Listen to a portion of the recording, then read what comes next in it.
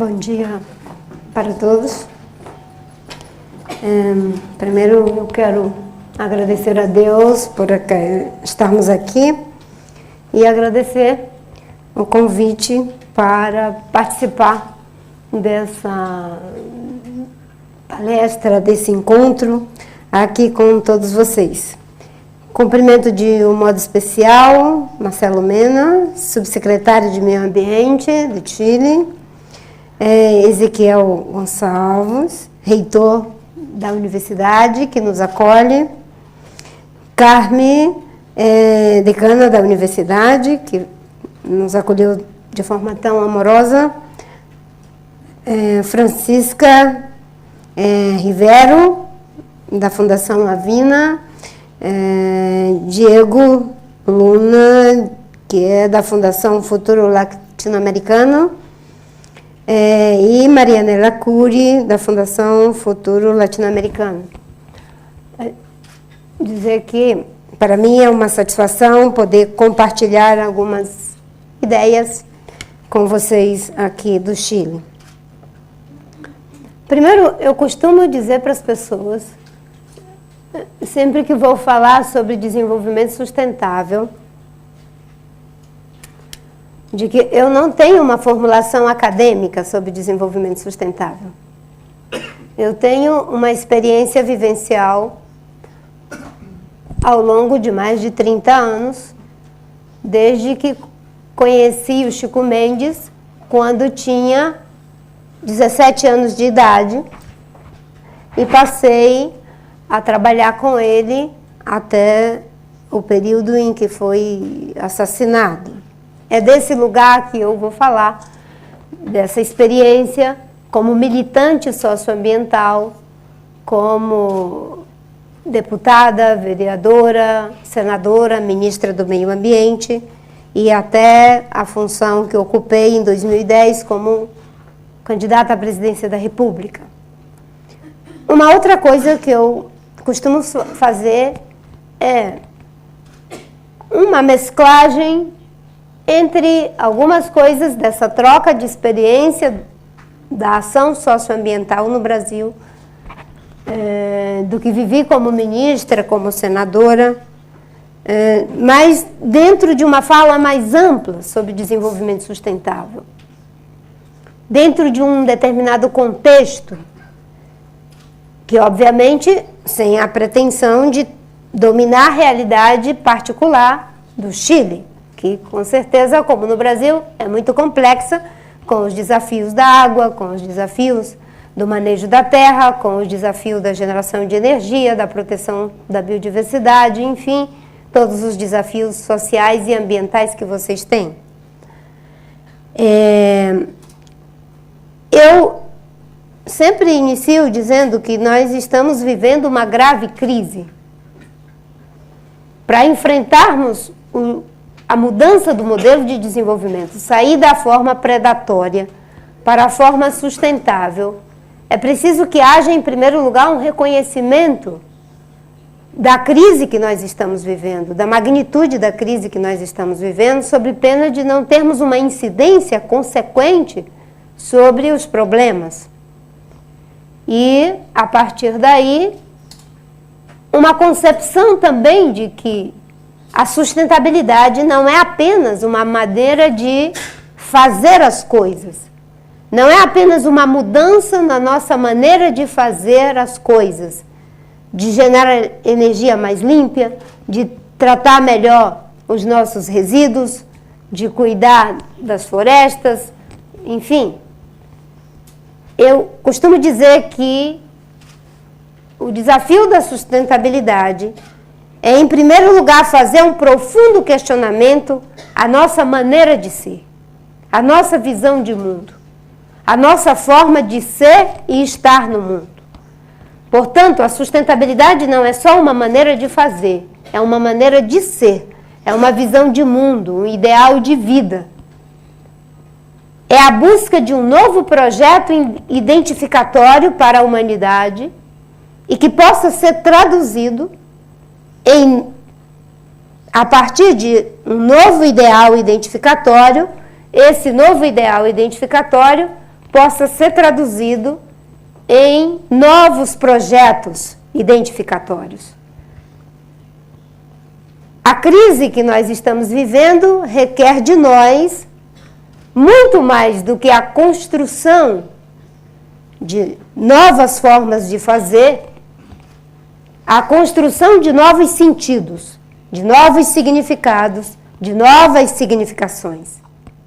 Quando pensamos o que aconteceu há 230 e poucos anos atrás com a Revolução Francesa e anteriormente a Revolução Americana, quando pensamos em tudo isso e que aquela síntese, igualdade, liberdade e fraternidade deu um sentido para o mundo em crise e a partir desse novo sentido se construiu tudo o que temos hoje.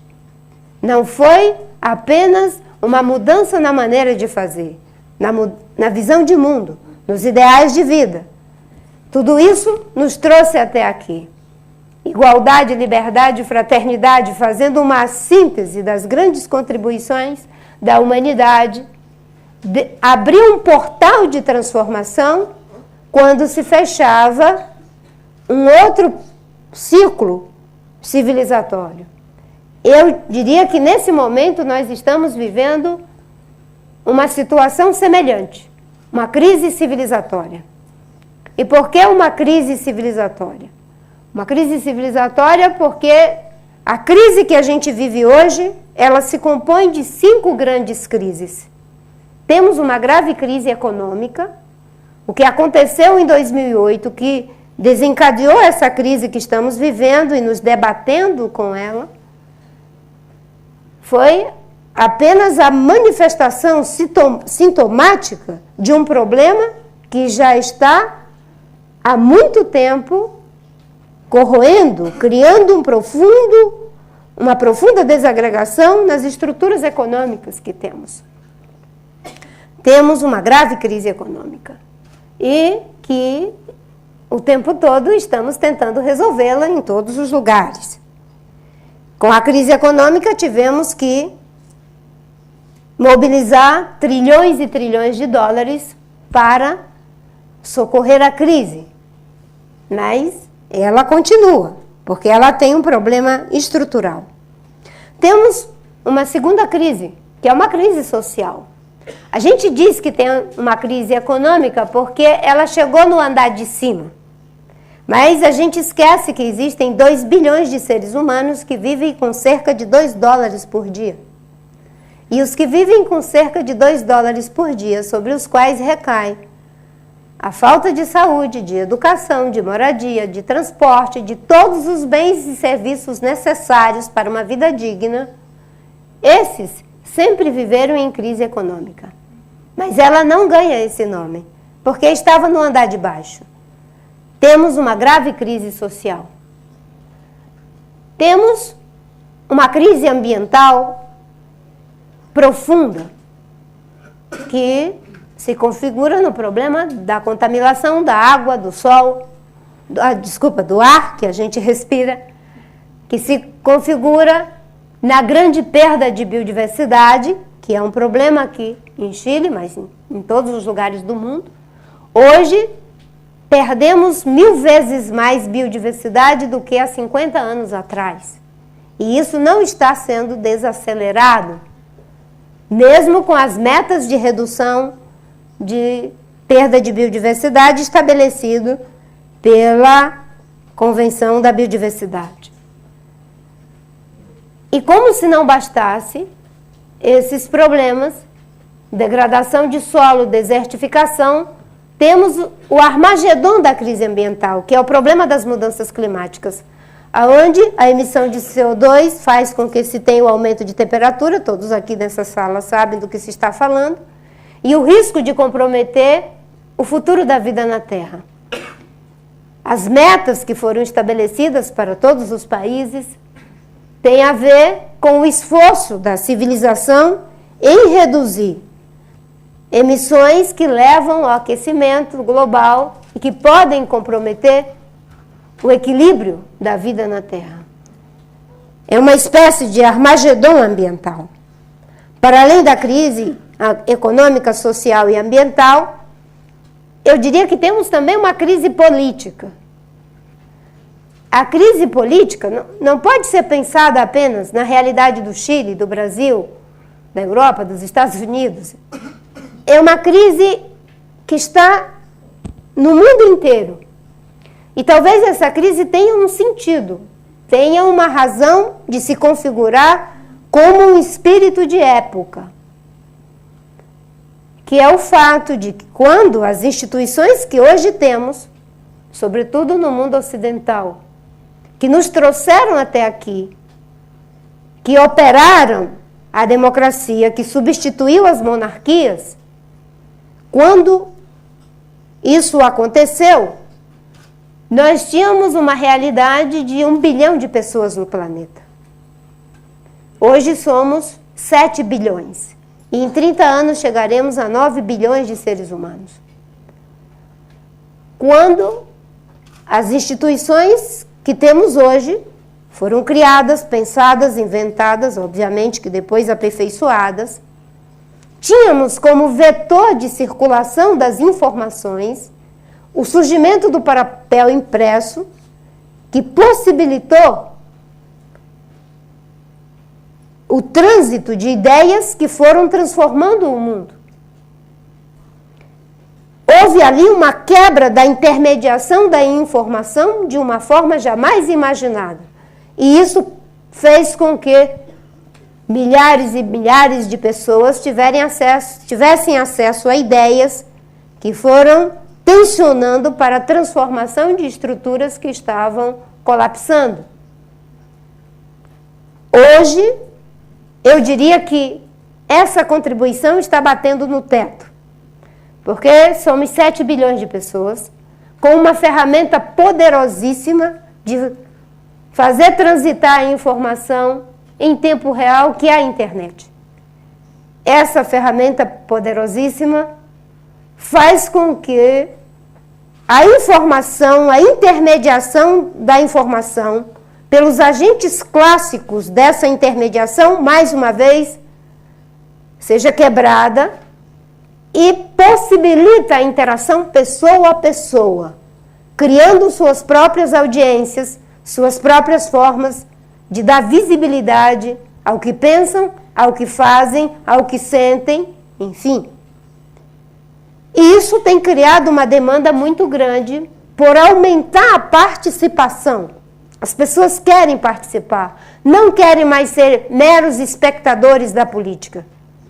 E isso tem aumentado também uma demanda muito grande, tem uma demanda forte por melhorar a qualidade da representação.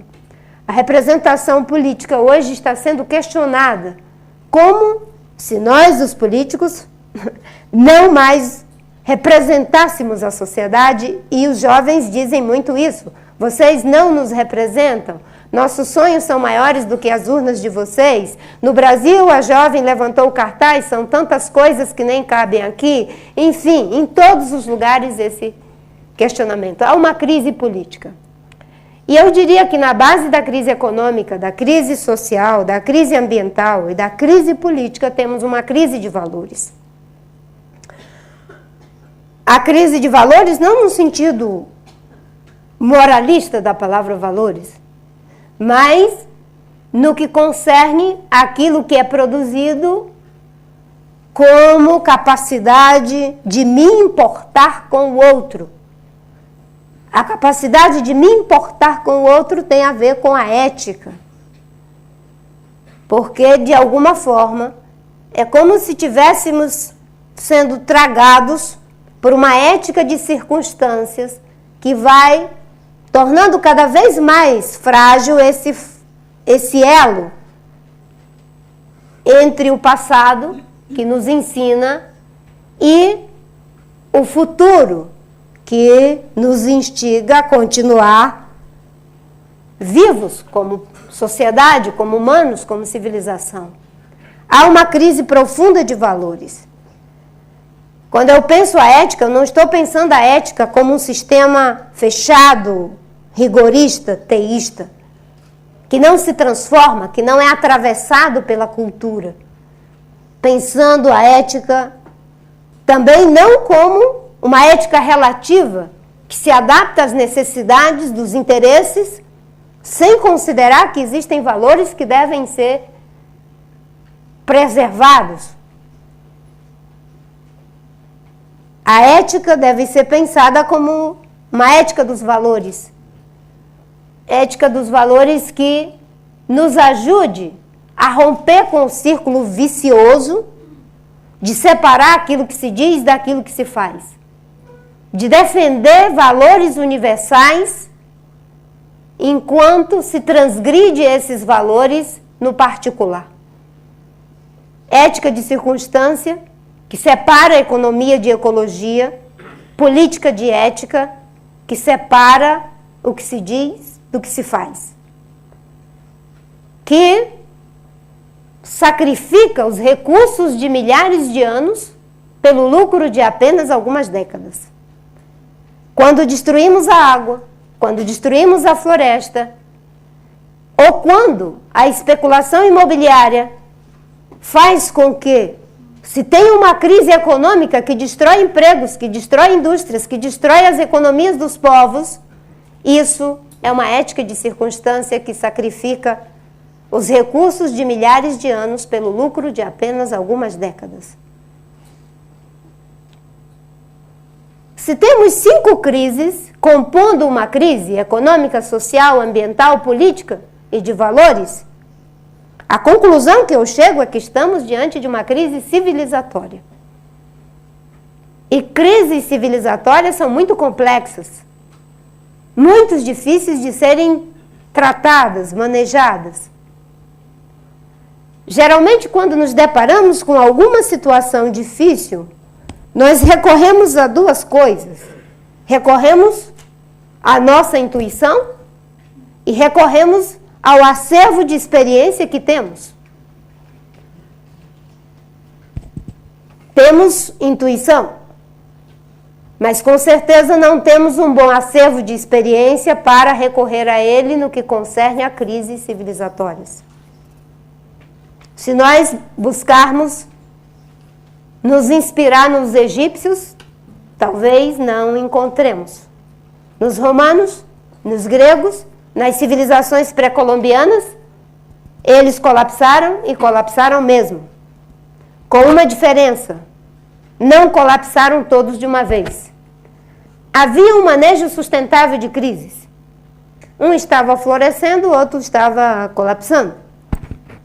E não tinha o poder de integrar o mundo todo, a civilização inteira. Hoje, a crise que nós vivemos integra o planeta inteiro, os 7 bilhões de seres humanos. E mesmo os índios isolados do meu país, que ainda temos 40 povos que nunca foram contactados por nenhum branco, estão dentro dessa crise e não há onde possam se esconder. É uma situação delicada, porque pode nos levar a uma sensação de algo tão avassalador que nos cria um sentimento de impotência.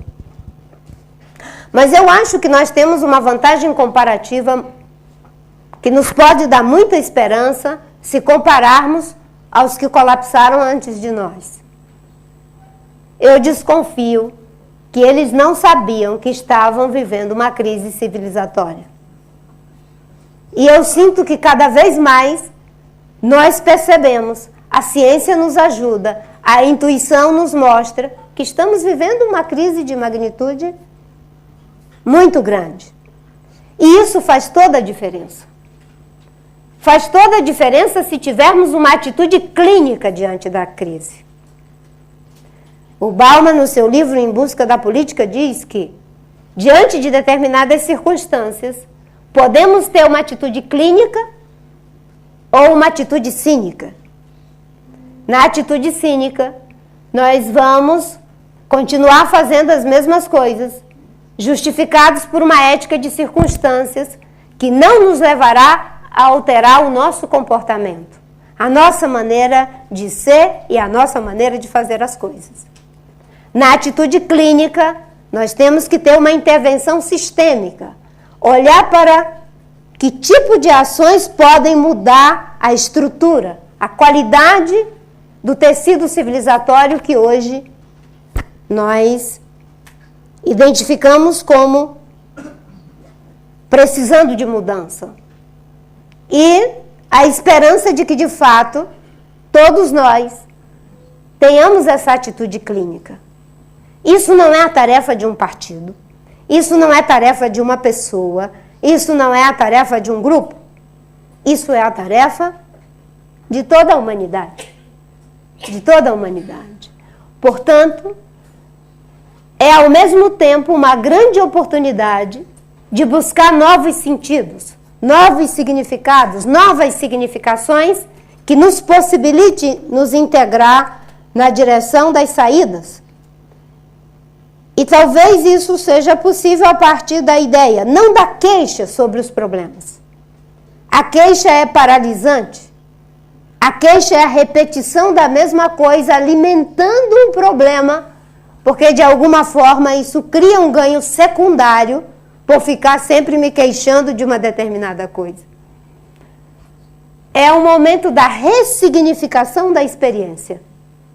Ressignificar é integrar essa experiência, fazendo com que ela possa de fato se transformar um passado para poder construir melhor no presente o futuro que queremos.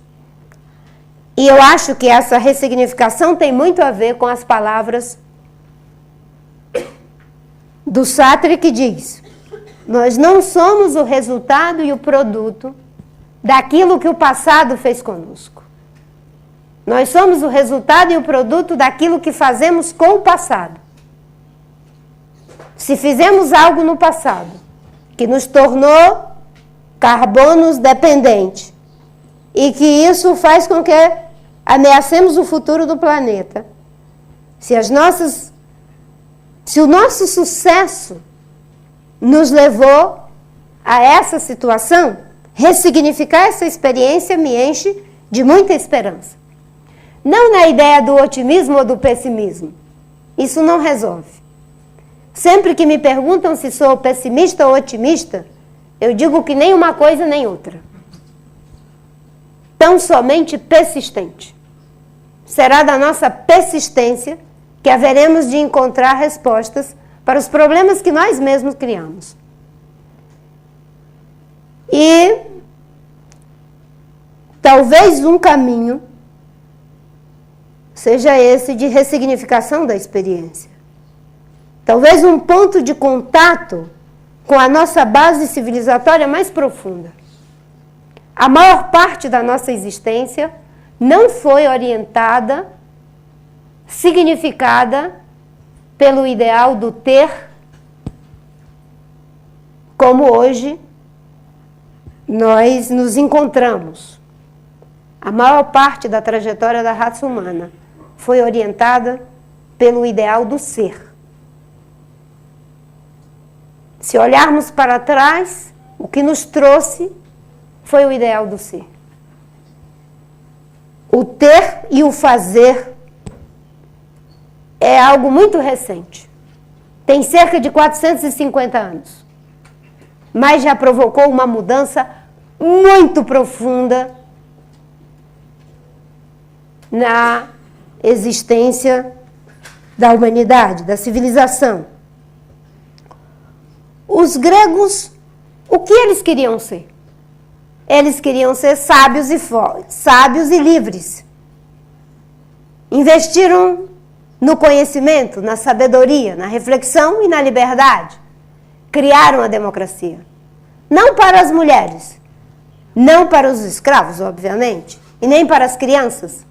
Mas nós democratizamos a democracia deles. E em alguns lugares do mundo é também para as mulheres, para, enfim, as pessoas.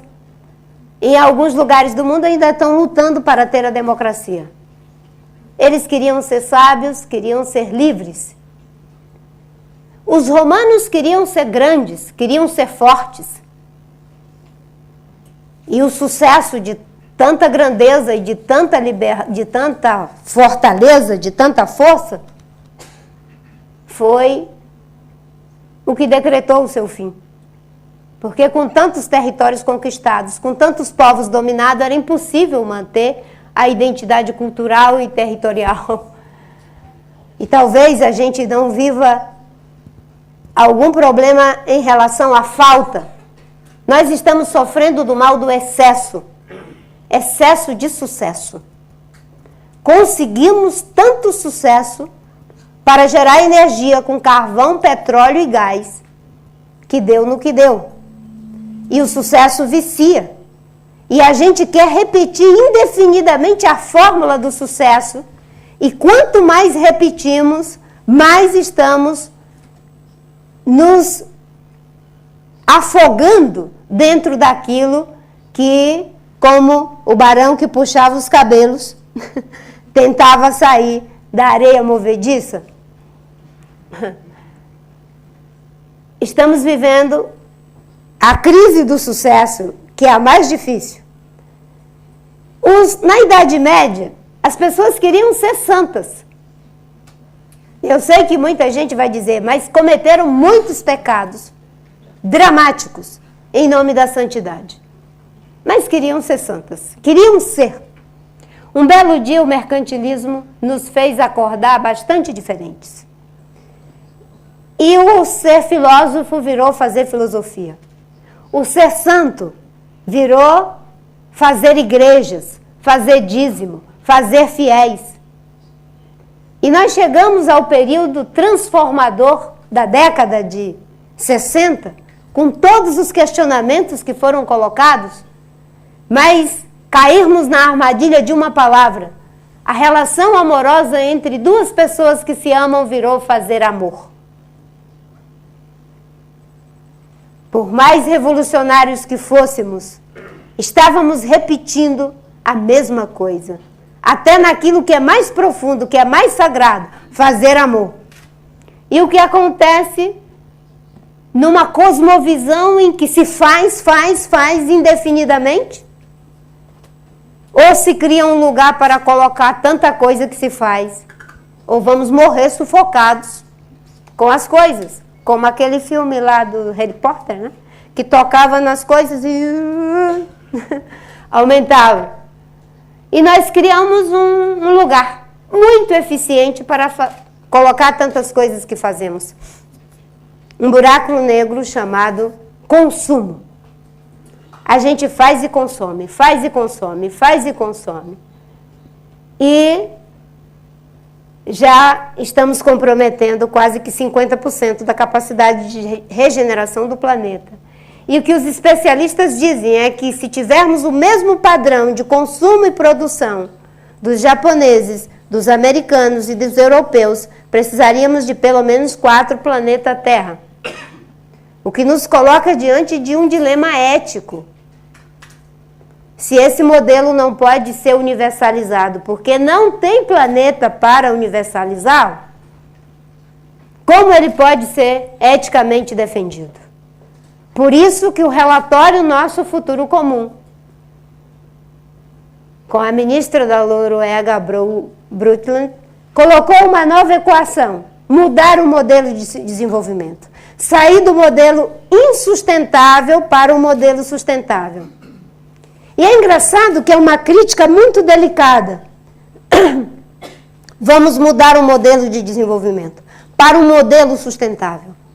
Sem muitas palavras, está dizendo o seguinte: esse modelo que nós temos é insustentável do ponto de vista econômico, social, ambiental, cultural, em todos os aspectos. Mudar o modelo, não apenas como uma forma de fazer, mas como uma forma de ser, uma visão de mundo. No Brasil, nos últimos anos, as pessoas vêm me perguntando muito: Marina, eu tenho uma ação política no Brasil, além da minha militância ambiental. Você se coloca como? Como esquerda, como centro, como direita, como em cima, embaixo, do lado, aonde você se situa? E eu costumo responder que eu me identifico com uma outra ideia. Eu digo que sou sustentabilista progressista. Porque para mim é uma nova visão de mundo. É uma nova categoria que está surgindo. Os sustentabilistas progressistas. Porque existem os sustentabilistas conservadores. Se o meio ambiente estiver protegido, se a economia estiver funcionando, está tudo salvo, não se importam com as outras dimensões da sustentabilidade. Os sustentabilistas progressistas têm que pensar a sustentabilidade em todas as dimensões. As Nações Unidas trabalham com 4 dimensões da sustentabilidade. Eu vou falar um pouco sobre elas. E essa ideia de ressignificar a experiência, revisitar nossa infância civilizatória, movida pelo ideal do ser, talvez seja um caminho. Ou pelo menos uma nova maneira de caminhar, como diz o poeta brasileiro Tiago de Mello. Vocês já notaram que ninguém pergunta para uma criança o que ela vai fazer quando crescer? Ninguém pergunta para as crianças o que você vai fazer quando crescer, meu filho. A gente pergunta para as crianças algo que é muito complexo, muito sofisticado. O que você vai ser quando crescer? E quando ele começa a ficar um pouco maiorzinho, e que vai se acostumando muito a ficar comendo à custa dos pais, aí a gente começa a perguntar, o que que você vai fazer? Mas, até então, a gente pergunta o que ele vai ser. Isso é a nossa infância civilizatória.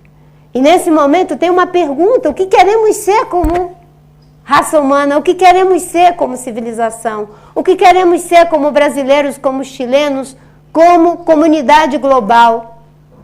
O Edgar Morin diz que a mudança no começo é apenas um pequeno desvio e que nós temos que ficar atentos para ver quais os desvios que nós queremos que prospere e os que nós não queremos que prospere. O desvio de, mais uma vez, resolver apenas o problema ambiental, econômico, para que continuemos vivos, esse não nos interessa. É preciso que a sustentabilidade venha em todas as suas dimensões. E as Nações Unidas dizem que o modelo para ser sustentável precisa ser o do ponto de vista econômico, transformando as nossas vantagens comparativas em vantagens competitivas, as nossas riquezas naturais em meios para produzir bens e serviços que melhorem a vida das pessoas. Não há como voltar ao tempo da pedra.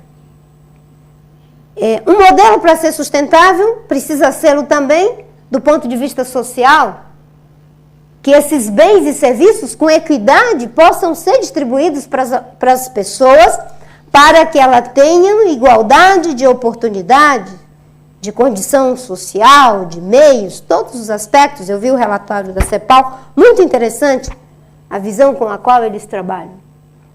Um modelo para ser sustentável precisa ser também, do ponto de vista ambiental, usar com sabedoria os recursos de forma a atender às nossas necessidades, sem comprometer o atendimento das legítimas necessidades dos que ainda não nasceram. Isso tem a ver com a ética, com o laço social, com a capacidade de me preocupar com a sucessividade da vida. Um modelo para ser sustentável precisa ser muito na ideia do que os quenianos falam, de que nós não temos a terra, não deixamos a terra de herança para os nossos filhos e os nossos netos. Nós tomamos emprestado deles e devemos devolvê-la em melhores ou em igual condição. Um modelo para ser sustentável precisa ser também do ponto de vista cultural. Essa homogeneização das culturas, ela é insustentável, nos levará a uma erosão cultural. São 4 as dimensões que as Nações Unidas trabalham. Eu acrescentei mais 3. Um modelo para ser sustentável precisa ser também do ponto de vista estético, parece supérfluo.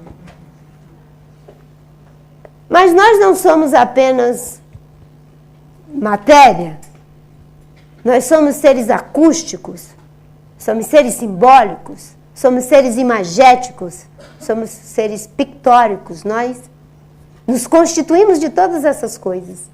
A estética tem a ver com isso. Eu brinco lá no Brasil, agora com Copa do Mundo, Olimpíadas, as obras um pouco atrasadas, bastante até. E eu costumo dizer que se alguém resolvesse transformar o Pão de Açúcar do Rio de Janeiro em brita para acelerar as obras da Copa, os cariocas não iam permitir. E se permitissem, os brasileiros não deixariam.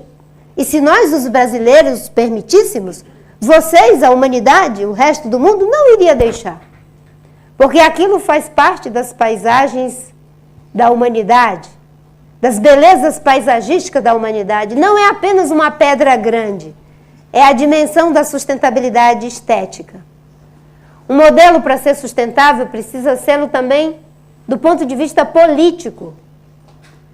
Não tem como a gente acreditar de que as mudanças com essa magnitude serão feitas apenas pela presidente Bachelet. Nem pela presidente Dilma, nem pelo Obama, nem... De que a gente vai eleger um deputado, um vereador, um senador, um prefeito, um presidente da República e de que eles vão fazer para nós todas essas mudanças. Lamento, mas isso é insustentável do ponto de vista político. Isso não são governos, são deuses. Não é política, deve ser alguma religião com uma fé que eu desconheço. É insustentável do ponto de vista político. É por isso que cada vez mais a crise da política está se aprofundando, porque as pessoas estão demandando sair do lugar de meros espectadores da política para ser autor, mobilizador, protagonista. E a mudança virá quando novos sujeitos políticos diminuírem cada vez mais a ilusão de que as mudanças serão feitas para eles e começarem a acreditar e trabalhar para que sejam feitas com eles. Isso é a dimensão da sustentabilidade política. O desmatamento que nós reduzimos no Brasil em 80% foi um sacrifício muito grande. 1.700 pessoas tiveram que ser presas, 1.500 empresas tiveram que ser desmontadas, foram aplicados 4 bilhões em multas, foi vedado o crédito para os desmatadores, foram inibidas 35 mil propriedades ilegais na Amazônia e com isso o desmatamento caiu nos últimos 10 anos 80%. Há 25 anos atrás o Chico Mendes foi assassinado porque queria proteger a pequena região onde ele morava, da Amazônia. Toda a estrutura era contrária àquilo que ele queria fazer, porque a lógica era transformar a floresta em fazenda para criar gado. 20 anos se passaram e tudo isso aconteceu. Numa visão equivocada, poderia imaginar que quem fez isso foi o presidente Lula com a minha ajuda. Mas não foi. Quem fez isso foi a sociedade brasileira, que deu sustentabilidade política para que fosse feito. Um modelo para ser sustentável precisa ser também do ponto de vista ético. A insustentabilidade ética é o grande problema. Muitos dos problemas que vivemos não são problemas técnicos, são problemas éticos. Nós temos pessoas analfabetas no Brasil, ainda temos 10 milhões. Essas pessoas não são analfabetas por falta de técnica. As grandes contribuições de Piaget, de Vygotsky, de Paulo Freire, nos possibilitam alfabetizar as pessoas no mundo inteiro. Não são problemas técnicos. No Brasil nós temos milhões de pessoas que moram nas ruas. E aqui também devem ter pessoas com problemas de exclusão. Construímos as coisas mais sofisticadas. Não são problemas técnicos. Quando tivemos a crise imobiliária nos Estados Unidos não era por falta de técnicos operadores do mercado, que não sabiam o que estava acontecendo, que não foram capazes de prever aquilo tudo. Não era um problema técnico, era um problema ético. Um modelo para ser sustentável precisará, sobretudo, de sustentabilidade ética e de sustentabilidade política. Bem, como é que isso, no meu entendimento, pode se traduzir nas ações do nosso dia a dia? Eu costumo brincar que é muito fácil defender meio ambiente no ambiente dos outros. Difícil é defender o meio ambiente no seu próprio ambiente. Dentro do seu governo, dentro da sua empresa, dentro da sua fazenda, dentro da sua cozinha, na sua economia de energia ou de água. Defender meio ambiente no ambiente dos outros é muito fácil. Então é muito fácil para os americanos e os europeus ficarem legitimamente preocupados com a proteção da Amazônia. Difícil é se preocupar com a redução de CO2 produzido pela queima do carvão, do petróleo e do gás. É muito fácil para nós, os amazônidas, criticarmos os que estão usando excessivamente petróleo, carvão e gás. Difícil é evitarmos a destruição da floresta no nosso próprio ambiente. Mas esse é o momento de que cada um faça o dever de casa no seu próprio ambiente. É liderar pelo exemplo. E liderar pelo exemplo requer resolver o problema da energia no Chile, o problema da água, da perca de biodiversidade, da contaminação pela mineração, de todas as dificuldades que vocês têm. E requer de nós do Brasil diminuir a destruição das florestas, ter um sistema de geração distribuída de energia, utilizando o sol, a água, o vento, a biomassa, para reduzir cada vez mais a emissão. Ter uma atitude de proteção dos nossos povos originários. No Brasil ainda temos cerca de 240 povos, 280 povos indígenas, que falam cerca de 180 línguas diferentes. Muita gente acha que a nossa maior riqueza é o pré-sal. Eu insisto que não é. Nossa maior riqueza são esses 700 mil índios que ainda existem no nosso país. Isso é a dimensão da sustentabilidade cultural. E aqui no Chile vocês têm os desafios de vocês, com certeza. A conclusão que eu chego é que esse esforço, como não é um esforço de apenas um país, de um grupo, de um partido, é um esforço de uma mudança civilizatória, é uma emergência. E se é uma emergência, a gente tem que ter o sentido da emergência. Por exemplo, se tivermos um incêndio nessa sala e a porta está cerrada, ninguém vai fazer uma discussão se quem vai abrir a porta é da esquerda, da direita, do centro. Nós vamos olhar para o mais fortinho e pedir para ele abrir a porta. E lá fora, tranquilos, vivos, nós vamos continuar discutindo as nossas diferenças. Nesse momento é preciso que tenhamos os melhores esforços das empresas, dos governos, da academia, das populações tradicionais que têm conhecimentos associados a recursos naturais, do empreendedorismo social, para fazermos a mudança. E a mudança não virá na transição demorada. Em 92 nós estabelecemos as convenções. Passamos 20 anos discutindo recursos, adaptação, mitigação, governança, e chegamos no Rio de Janeiro e adiamos para 2015 ter objetivos para o desenvolvimento sustentável, que agora, em 2020, serão aplicados, correto? Tem uma emergência que precisa ser levada em conta. Então, na realidade de cada país, é preciso que isso aconteça, não é mágica, porque também não tem como fazer uma ruptura abrupta, nem essa transição demorada, e nem é uma ruptura abrupta, que eu decreto amanhã que tudo agora é energia limpa, renovável, porque não é mágica. É preciso investimento de longo prazo. Eu costumo brincar que é preciso, em cada país, uma agenda que nos dê políticas de longo prazo no nosso curto prazo político. Em lugar de política de curto prazo para alongar o nosso prazo na política. Que é isso que tem acontecido. As políticas são de curto prazo porque elas alongam o prazo dos políticos. E não são de longo prazo em seus curtos prazos políticos. Com uma agenda estratégica, independente de quem é o partido, essa agenda deve ser perseguida. Tem coisas que a sociedade tem que dar o termo de referência. Não importa se é Lula, não importa se é Dilma, se é Aécio, se é Eduardo lá no Brasil. Não importa. A agenda é essa daqui. Naquilo que é fundamental.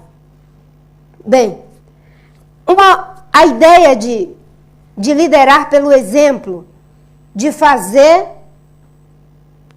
as coisas com o sentido dessa urgência. Eu diria mesmo que talvez a saída seja uma espécie de mutação. Uma mutação possibilitadora. E é isso que eu sinto que está acontecendo. É como se nós tivéssemos um núcleo estagnado do poder pelo poder, do dinheiro pelo dinheiro, do fazer pelo fazer, do consumo pelo consumo. E um grupo de pessoas começaram a virar desertores desse núcleo. E estão fazendo uma borda. Você vê empresas que são desertores dessa estagnação. Se desidentificaram com a estagnação. Estão formando aqui uma borda.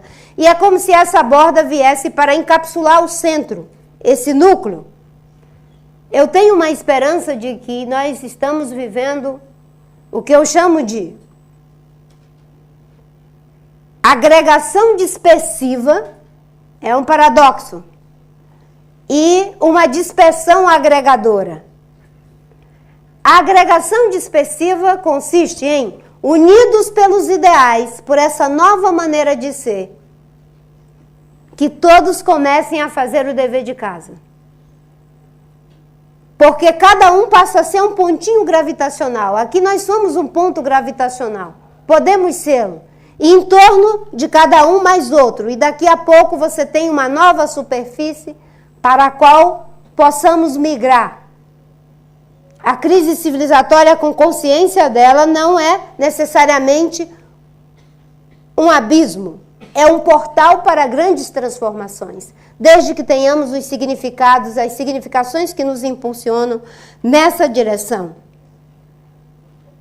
Esses pontinhos gravitacionais vão imantando cada vez mais outras e outras pessoas. Isso é agregação dispersiva. Vamos nos agregar no propósito, nas ideias. Mas temos que nos dispersar para que essas ideias estejam ao redor do mundo, que é a dispersão agregadora, que vai criando uma nova superfície, uma nova sustentação, novos ideais, novos projetos. No Brasil, nós estamos vivendo agora também uma crise de energia. E é uma contradição, porque nós temos fontes de geração muito poderosas. Mas o nosso plano decenal de energia para os próximos 10 anos não tem uma palavra sobre energia solar, no país de maior insolação do planeta. É perder totalmente o sentido de urgência e ficar colado a uma ética de circunstância que só faz com que a gente faça a repetição do mesmo, que aprofunda cada vez mais a crise. Eu queria concluir dizendo uma história que acho que é muito significativa para esse momento e depois as perguntas a gente pode interagir mais. É uma história de um passarinho que fez o ninho dele num determinado lugar que nem fosse tão perto da casa para que o gato não comesse seus filhotes. E nem tão perto da floresta para que o gavião, a águia, não comesse seus filhotes. Ficou um pouco numa linha muito complexa ali, como estamos agora. E um dia veio um temporal muito forte e caíram os 3 filhotes. E ele, desesperado, olhando para a casa com medo do gato, olhando para a floresta com medo do gavião, desceu para salvar os filhotinhos. E foi no que tinha mais pena, estava mais encorpado, que havia nascido primeiro. E disse para o passarito: papai está fazendo um sacrifício muito grande por você. Se um dia acontecer algo semelhante com o papai, o perigo do gato, o perigo do gavião e toda essa situação, você faria o mesmo por papai? E o passarinhozinho querendo salvar a pele dele: sim, papai, juro que faria muito mais. O segundo passarito, a mesma coisa, mais juras ainda. Ele foi para o terceiro, que não tinha nenhuma pena, nenhuma chance, e fez a mesma preleção. E ele olhou para o pai e disse: eu não sei se faria por você, papai, mas eu sei que faria pelos meus filhos. Eu não sei ainda o que podemos fazer por nós, mas eu sei o que podemos fazer pelos nossos filhos. E é fazer as mudanças que precisam ser feitas agora na direção dessa mutação possibilitadora, para que, em vez de um abismo, tenhamos um portal, vendo a sustentabilidade não como um entrave ao desenvolvimento, mas como possibilidade de outras formas de desenvolvimento, de gerar emprego, de gerar riqueza, de gerar vida digna e também uma nova maneira de ser e estar no mundo. Temos uma capacidade infinita de desejar. E se desejamos ter coisas, não há como suprir isso. Há limites para ter, não há limites para ser. Não há limites para pintar o melhor quadro, não há limites para ser o melhor jogador de futebol, não há limites para ser o melhor político, não há limites para ser o melhor biólogo. Há limites para ter, não há limites para ser. A sustentabilidade não é uma maneira de fazer, é uma maneira de ser, é uma visão de mundo, um ideal de vida. Muito obrigada.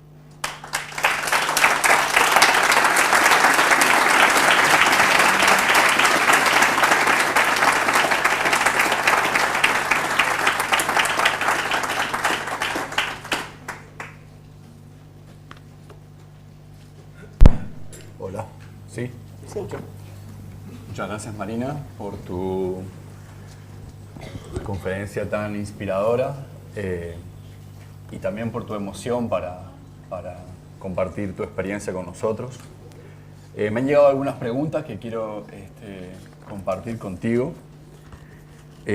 Hoy día tenemos en Chile una gran discusión sobre un megaproyecto hidroeléctrico que es Hidroaicén, que se ha convertido en en parte de la discusión sobre el paradigma energético en Chile. Y alguien en portugués te pregunta cómo tú explicas que el proyecto Belo Monte haya contado con un apoyo del gobierno con los grandes impactos que ha generado, ¿no? Esa es una primera pregunta.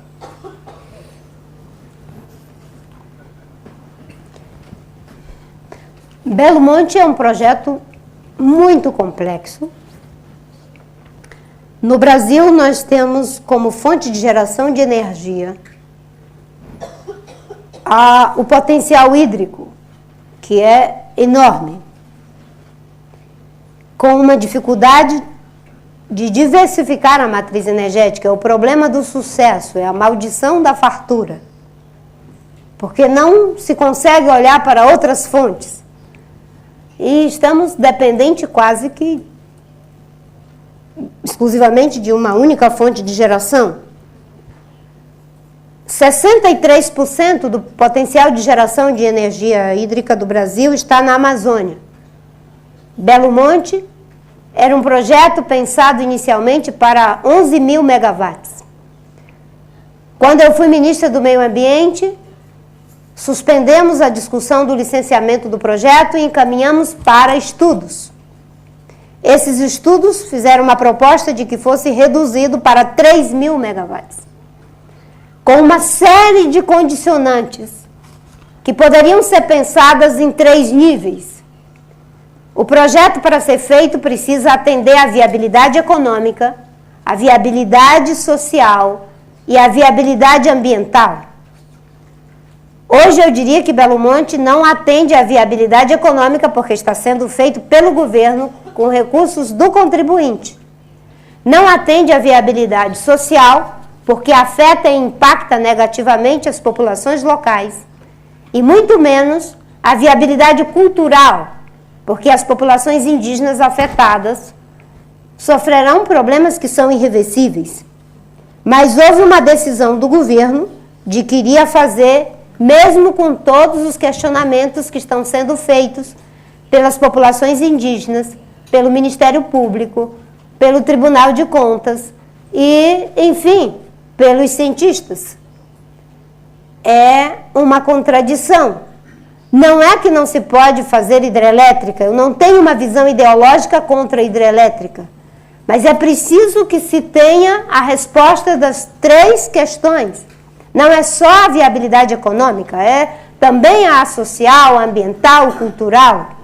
E isso nos obriga a que, em alguns casos, talvez não seja possível fazer determinados empreendimentos e buscar outras fontes de geração no médio y no longo prazo. Muchas gracias, Marina. Tengo otra pregunta que es bien diferente, pero que tiene que ver con algo que tú mencionaste. Hiciste un llamado como a hacer estos cambios de valores y significados, ¿verdad? Alguien pregunta del público, ¿cómo las personas comunes y corrientes podemos facilitar o aportar a ese cambio de valores y significados?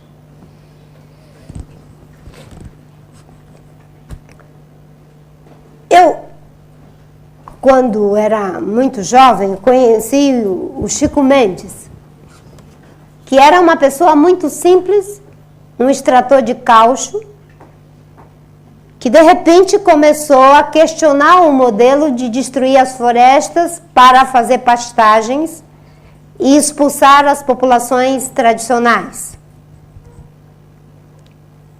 E é interessante que ele tinha um profundo sentimento de respeito à vida, de respeito às gerações futuras, e era praticamente uma pessoa semi-analfabeta. Existe uma coisa que acontece com as pessoas que, no meu entendimento, ajuda muito nessa mudança de valores. É o fato de que a vida busca a vida. A Hannah Arendt diz que os homens, embora devam morrer, não nasceram para morrer, mas para começar. E esse desejo que busca a vida, nesse eterno começo, leva a que as pessoas simples às vezes entendam com muito mais facilidade do que outras que têm muito mais meios, que são mais cultivados, as mudanças que precisam ser feitas. No Brasil, por exemplo, agora nós estamos vivendo uma crise hídrica terrível em São Paulo. Os mananciais de abastecimento de água, os reservatórios, estão com cerca de 10%. E isso é uma situação terrível numa população enorme como no estado de São Paulo. E é incrível como os políticos e uma boa parte dos que podem mais, sabem mais, continuam negando a crise hídrica. E a população completamente já alinhada com a ideia de que é preciso fazer algo, é preciso mudar de atitude, reconhecendo que boa parte do problema é em função da destruição das florestas, da não proteção das nascentes. É muito mais, eu diria, dramático os problemas que acontecem na vida das pessoas simples, e elas aprendem não com palavras, mas aprendem pelos atos, pelos acontecimentos. Nós vivemos às vezes o mal-estar e ficamos pensando, tentando traduzi-lo em alguma coisa verbal. Eles vivem o mal-estar na prática. Teve uma enchente no Rio de Janeiro que matou cerca de 2.000 pessoas. No Rio de Janeiro. Porque moravam próximo à margem dos rios, nas encostas ilegais. Todo mundo, muito rapidamente, compreende a discussão de uma forma dramática. Não é em gesto, não é em palavra, é em ato. Por isso que a agenda de adaptação, de mitigação, tem uma força muito grande, porque essas populações mais vulneráveis, elas têm o prejuízo maior. E os políticos também podem ter um papel educativo, desde que não façam o discurso que rende mais voto. Às vezes é preciso fazer o discurso que até espanta os votos, para cumprir esse papel educativo. Eu lembro que durante muitos anos no PT eu não podia aparecer em determinadas situações de campanha para não perder voto, por causa dessas coisas que eu digo. E hoje no Brasil eu fico impressionada como com 1 minuto e 20 segundos de televisão, contra 11 minutos da presidente Dilma e 9 minutos do governador Serra, eu tive quase 20 milhões de votos. O Vitor Hugo diz que nada é mais poderoso do que uma ideia cujo tempo chegou.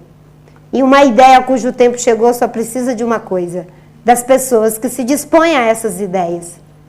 Porque os seres humanos sentem o mal-estar, mas às vezes não transformam isso em palavras. E quando isso é transformado em palavras, ganha uma força de transformação, que a gente não sabe o poder dessa força. Obrigado, Marina. Aquí hay una pregunta que es a la Marina candidata, ¿ya? Tú no eres candidata a la presidencia, pero la pregunta dice, si tú fueras electa presidenta de Brasil, ¿cuáles serían tus primeras 3 medidas hacia el desarrollo sostenible? Seria uma medida anterior à condição de estar eleita. A medida anterior estaria na forma como me disponho e como me dispus em 2010, agora não sou a titular, a ganhar as eleições.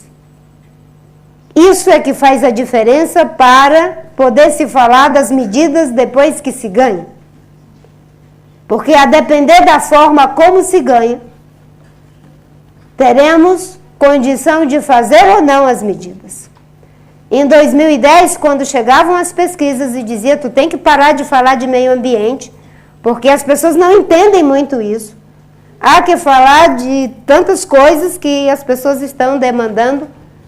E eu dizia, se for para falar as mesmas coisas, fazer as mesmas alianças, não preciso ser candidata. Porque nunca vou ser tão competente quanto eles. Eles vão ganhar de mim, porque são mais competentes do que eu para fazer as mesmas coisas e dizer as mesmas coisas. Eu só tenho que dizer outras coisas e tentar fazer outras coisas. Então, a medida primeiro é ganhar o governo em cima de uma agenda, dizendo qual é a agenda que terá que ser implementada nos próximos 4 anos. Sem dizer que essa agenda se resolve em 4 anos, mas que ela é iniciada. Tentar fazer um pacto, um acordo com a sociedade, de que depois dos 4 anos, porque eu sou contra a reeleição, a sociedade esteja tão atenta e comprometida com essa agenda, que mesmo que mude o governo, não pode mudar a agenda no que é essencial. Isso seria uma condição. É a ideia de ganhar ganhando, em vez de ganhar perdendo. Ganha-se ganhando quando se ganha em consonância para fazer o que se disse. Ganha-se perdendo quando se abre mão dos princípios para ganhar. E a gente pode perder ganhando, que é preferível perder ganhando do que ganhar perdendo. A gente perde ganhando quando sai maior do que entrou. Que eu acho que, de certa forma, aconteceu com a causa ambiental no Brasil. E, obviamente, que no Brasil nós temos desafios. Educação. Transformar a demanda por educação instrumental em educação integral. Educação de qualidade que gera igualdade de oportunidade. Pensar a justiça social, mantendo as conquistas da inclusão social. Recuperar os instrumentos de estabilidade econômica. Isso é fundamental no Brasil. Não podemos ter uma atitude de fulanização das conquistas. As conquistas do governo do Fernando Henrique têm que ser mantidas. As conquistas do governo do Lula têm que ser mantidas na agenda social. Conquistas não podem ser fulanizadas. Elas têm que ser institucionalizadas para o tecido social. E isso seria mantido. Encarar o desafio da infraestrutura para o desenvolvimento sustentável. Aumento de produção por ganho de produtividade e não por expansão predatória da fronteira agrícola. No Brasil, nós temos tecnologia na Embrapa para dobrar a nossa capacidade de produzir grãos sem precisar derrubar mais uma árvore. Mas se faz uma escolha por aumentar a produção por expansão predatória da fronteira agrícola. Essas são prioridades que precisam ser feitas e, obviamente, que estancar o processo inflacionário que está em curso, elevação de juros e tentar resolver o problema do baixíssimo crescimento. São equações complexas, mas isso será determinado pela forma como se ganha. Muchas gracias, Marina. Tú fuiste ministra de Medio Ambiente en el gobierno de Lula, una ministra muy emblemática, con una gestión muy destacada.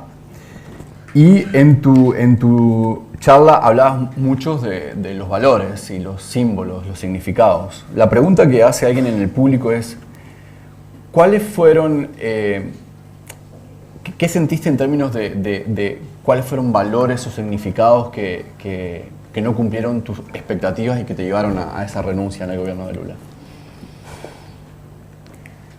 Quando assumi o ministério, que o presidente Lula me chamou, eu pedi ao presidente que permitisse que eu pudesse compor a minha própria equipe.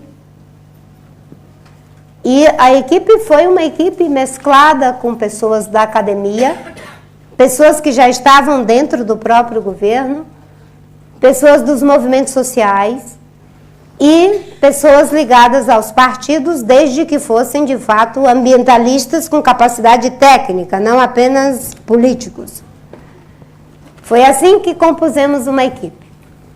Estabelecemos 4 diretrizes para orientar a política ambiental. E o esforço foi, quais seriam aquelas diretrizes com as quais todos estaríamos de acordo? Independente de ser de esquerda, direita, centro, empresário, trabalhador. E apresentamos uma diretriz, controle e participação social. É impossível cuidar de um país com dimensões continental como tem o Brasil. Apenas o governo para a sociedade. Se não tiver um amplo envolvimento da sociedade e transparência. E isso nós fizemos já de cara com um sistema de detecção do desmatamento em tempo real, porque antes era feito apenas uma série histórica que você só tinha conhecimento do dado depois que o desmatamento tinha sido feito. Você tinha 100% de certeza que era X% desmatamento, mas não podia fazer nada, porque não se tinha o dado antes para intervir. Criamos um sistema paralelo de detecção do desmatamento em tempo real, com menos precisão, mas que nos permitia agir no território quando ele acontecia. E disponibilizamos para toda a sociedade. Cada pessoa de universidade, ONGs, a imprensa, podia ter acesso a polígono por polígono e verificar onde o desmatamento estivesse acontecendo, para nos constranger eticamente de que estava acontecendo desmatamento, transparência, controle social. Uma outra diretriz é apoio às atividades produtivas sustentáveis e uma última, fortalecimento do Sistema Nacional de Meio Ambiente, que o Ministério pudesse ter capilaridade, instrumentos para implementar suas políticas.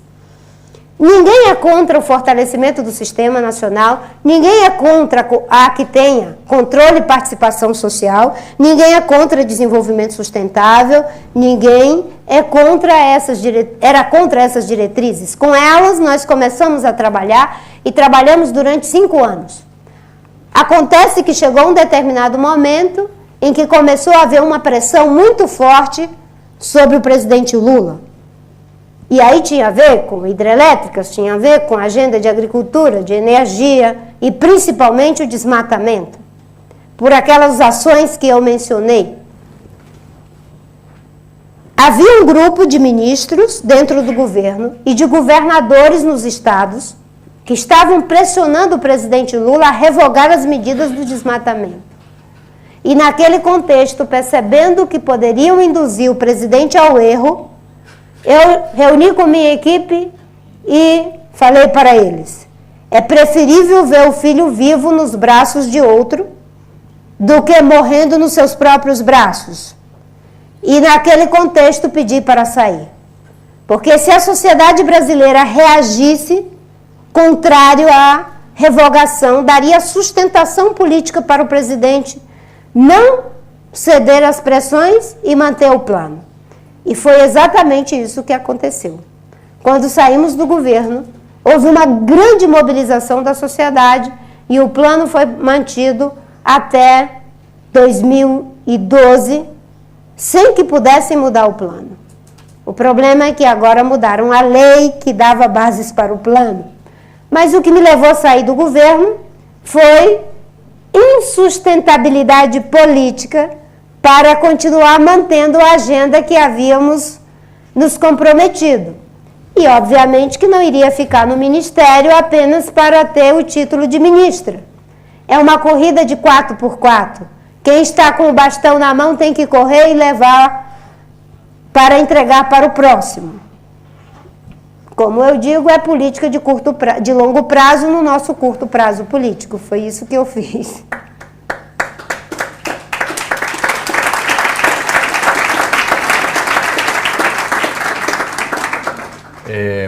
Muchas gracias, Marina, por compartir esta mañana estas profundas reflexiones.